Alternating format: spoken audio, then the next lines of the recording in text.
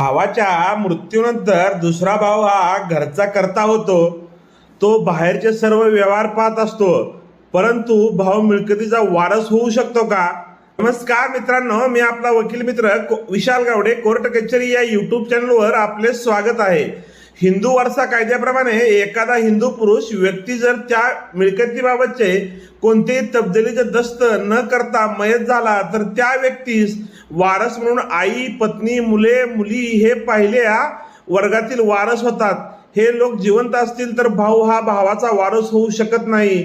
आजही अनेक मिळकतींना भावाच्या मृत्यूनंतर त्या भावाच्या पत्नी व मुला मुलींसोबत भावाने वारस म्हणून स्वतःचे नाव लावून घेतलेले आहे.